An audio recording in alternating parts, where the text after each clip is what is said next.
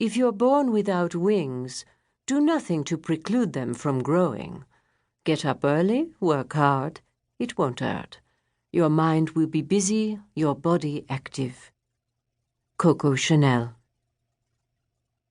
Gabrielle Chanel, who would grow up to be the essence of French chic, was born in a hospice for the poor at Saumur in France's Pays de la Loire on a blistering hot August afternoon in 1883. She was descended from a tribe of peasants who lived on the edge of a chestnut forest in the Cevennes and were driven by the blight to become itinerant peddlers. Her name was registered at birth as Chasnel. Quite possibly this was a slip of an official pen, or more likely, it was the ancient spelling of the family name, softened later to please the ear. The added S would cause some confusion in later police documents.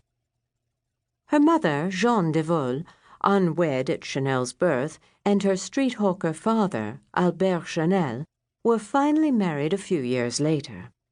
For the 12 years before Jeanne died, the family, a brood of 3 sisters, Julia Berthe, Gabrielle, and Antoinette, and 2 brothers, Alphonse and Lucien, lived here and there in shabby lodgings as Albert drove a horse-drawn goods wagon from one market town to another. Upon Jeanne's death at age 33 in 1895, Albert put his 2 sons out to hire on a farm and sent Gabrielle, aged 12, and her 2 sisters to the stark Corrèze region of central France. There, at the Aubazine convent orphanage founded in the 12th century by Etienne d'Aubazine, the Chanel sisters became wards of Catholic nuns.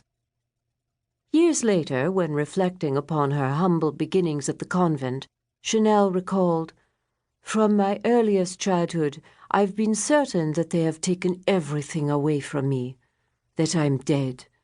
I knew that when I was 12. You can die more than once in your life." None of her biographers have speculated about how 12-year-old Chanel found life at the convent. She never talked about her years as a ward of the nuns or about the long years of Catholic discipline, the hard work, the frugal life. At the time, Catholic doctrine and theology stressed sin, penitence, and redemption. We also know that at the turn of the 20th century, Catholic institutions such as Aubazine indoctrinated Catholic youth to loathe Jews. Chanel was no exception. She was often given to anti-Semitic outbursts. Well-known French author and editor-in-chief of the French fashion magazine Marie Claire, Marcel Hedrick, tells of a conversation he had with Chanel over his book, And Moses Created God. Chanel asked Hedrick, "Why Moses? You can't believe that ancient stories are still of interest. Or you hope Jews will like your story? They won't buy your book." When the conversation turned to how new fashion boutiques were springing up like mushrooms in Paris, Chanel declared, "I only fear Jews and Chinese, and the Jews more than the Chinese." Hedrick observed, "Chanel's anti-Semitism was not only verbal, but passionate, demoded, and often embarrassing. Like all the children of her age, she had studied the Catechism. Hadn't the Jews crucified Jesus?" Christian religious beliefs for centuries held that Jews were the Christ killers. From the Middle Ages, Europeans preached that Jews are bad luck and excluded them from professions and corporations.